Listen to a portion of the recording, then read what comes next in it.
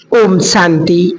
समय और परिस्थितियां अब इशारा कर रही हैं कि कलयुग अंतिम समय की ओर जा रहा है।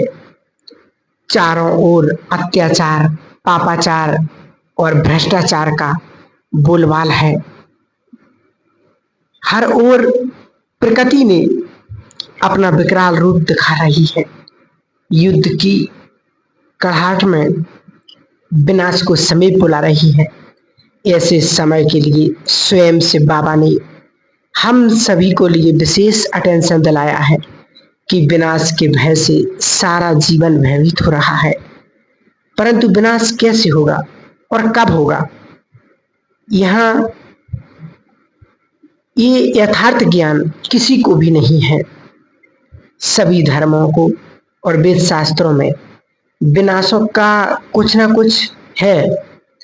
विनाश का यथार्थ स्वयं परमात्मा ने बताया है कि कल्प के अंत में इस पतित दुनिया का विनाश सिविल वार, प्राकृतिक आपदाओं और परमाणु बम युद्ध द्वारा होगा। जो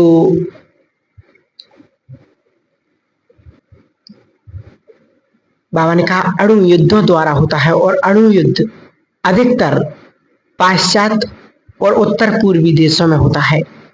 भारत और भारत के आसपास के देशों में विनाश सिविल वार के रूप में होता है, और भारत में ही खून की नदियां बहती हैं तथा उसके बाद प्राकृतिक आपदाएं, समुद्र का जल स्तर बढ़ने से सारी सृष्टि की सफाई हो जाती है। विश्व का बहुत बड़ा जलमग्न हो जाता है, और ज्वालामुखी आदि के लावे से पृथ्वी के ऊपर आने से भूमि उपजाऊ हो जाती है। अणु विस्फोट, भूकंप, ज्वालामुखी आदि से पृथ्वी से कंपित होती है। और अभी जो पृथ्वी पर 23.5 जो झुकी हुई है वह 90 अंश में सीधी हो जाती है, जिससे सागर का जल स्तर, नदियों का बहाव आदि बदल जाता है। विश्व के अनेक भाग जो अभी अस्तित्व में दिखाई देते हैं वे पानी में डूब जाते हैं और नए भाग अस्तित्व में आते हैं। इस प्रकार से विनाश की प्रक्रिया चलती है। हमें इन विनाशकाली बातों को सुनना, जरा भी भयभीत नहीं होना है, क्योंकि यह जो विनाश की प्रक्रिया है ये कल्याणकारी है, सुखद है। क्योंकि इसी प्रक्रिया के द्वारा दुख की दुनिया, रौरव नरक का विनाश होता है, और फिर नई सुख की दुनिया सतयुग भारत में स्थापन होती है। वास्तव में इसी कारण इस विनाश को कल्याणकारी कहते हैं, क्योंकि इसके बाद ही नई दुनिया अस्तित्व में आती है, स्वर्ग की स्थापना होती है, आत्माएं पावन बन करके मुक्ति और जीवन मुक्ति में जाती है, कल्प का नया चक्र आरंभ हो जाता है, सृष्टि की जलवायु सुखदायी बन जाती है। इस विनाश के बाद ही भारत महान तीर्थ बन जाता है। बड़े बड़े क्षेत्र टापू मात्र रह जाते हैं। विश्व की जनसंख्या से अधिकांश आत्माएं शरीर छोड़कर के परम धाम अर्थात मुक्ति में चली जाती है। बहुत थोड़े देवी देवता घराने की आत्माएं भारत में बसती हैं, जिससे नई दुनिया की कलम लगती है। भारत वास्तव में अविनाशी खंड है, इसका कभी संपूर्ण विनाश नहीं होता, परंतु इसका भी बहुत बड़ा भाग जलमग्न हो जाता है। शंकर का पाठ तो प्रैक्टिकल में बजना ही है, लेकिन शक्तियां ही संहार का पाठ बजाती हैं। शंकर को नहीं बजाना पड़ता, स्थापना का कर्तव्य किया है ना। अब यह रूप भी बाबा कहते हैं दिखाओ। दादियों ने कहा बाबा आपने ही कहा है ना कि अचानक होना है, तो हम डेट कैसे बताएं? बाबा को शब्द बाबा को ही दे रहे हैं कि अचानक होना है, तो फिर डेट कैसे दें? बाबा ने कहा, अच्छा अचानक तो होना ही है, लेकिन आप एवर रेडी हो? अभी आपके रहमदिल मर्सीफुल की क्वालिफिकेशन इमर्ज होनी चाहिए। पूछते हैं कि विनाश में बाकी कितना समय है? बोलो, पूछने की बात नहीं है, पहले तो हमको किसने समझाया है उसको जानो। ये हमारा बाप है, सतगुरु है। जब कंप्लीट दिव्य गुण आ जाते हैं तो लड़ाई भी लगेगी। समय अनुसार तुम खुद समझेंगे कि अब कर्मातीत अवस्था को पहुंच रहे हैं।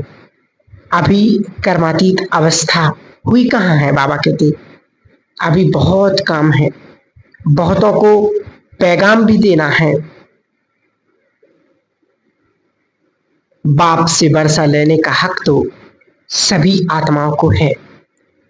थोड़ा समय आगे चलेंगे तो मनुष्य खुद भी समझ जाएंगे कि अब सत्युग आने वाला है, अब नई दुनिया की स्थापना होने वाली है।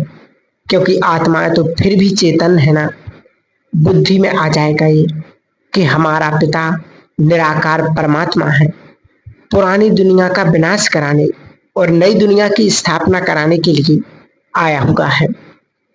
सभी स्वयं को जानेंगे, अपने पिता परमात्मा को पहचानेंगे। पर जब समय ज्ञान देने का नहीं होगा, उच्च पद प्राप्त करने का नहीं होगा, समय होगा मुक्ति में जाने का।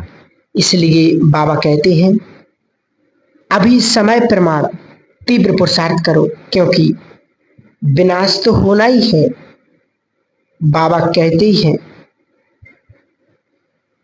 ये तो स्थापना के समय से ही आप जानते हो कि भारत में सिविल वार होनी ही है। भारत का पार्ट ही है सिविल वार, इसलिए नथिंग न्यू। ड्रामा की बनी हुई भाभी को शक्तिशाली देखते हुए सुनते हुए आज बाबा ने मुरली में भी स्पष्ट कहा कि बच्चे, ड्रामा की भाभी अटल है, उसमें जो होना है वो हो करके रहेगा। और औरों को भी बाबा ने कहा शक्ति देना है, यही काम है आप सबका। तो शांतिदाता के बच्चे सदा शांतिदाता बनो, खुद को आत्मा अनुभव करो, देह सहित देह के सब संबंधों को भूलो, एक पिता परमात्मा को याद में लगन में मगन रहो। जितना जितना याद निरंतर होगी उतना योग ज्वाला उत्पन्न होगी। यही योग अग्नि विनाश ज्वाला को प्रज्वलित करेगी। इसलिए बाबा कहते हैं कि ये लड़ाई भी अंतिम लगनी है, इससे स्वर्ग का द्वार खुला है। यज्ञ भी ये लास्ट है, फिर आधा कल्प के लिए वो यज्ञ होगा ही नहीं, सारा कचरा इसमें भस्म हो जाएगा। इससे यज्ञ से ही विनाश की ज्वाला उत्पन्न होगी। इसको कहा ही जाता है राजस्व अश्वमेध अविनाशी रुद्र ज्ञानी यज्ञ, जो स्वयं शिव पिता निराकार परमात्मा ने इस भारत भूमि पर अवतरित होकर के रचते हैं। इसलिए हम सभी अब समय को देखते हुए अपने पुरुषार्थ को सुंदर श्रेष्ठ बनाएंगे, क्योंकि इसी नरक को अब स्वर्ग बनाने का समय स्वयं परमात्मा ब्राह्मणों के द्वारा कराते हैं।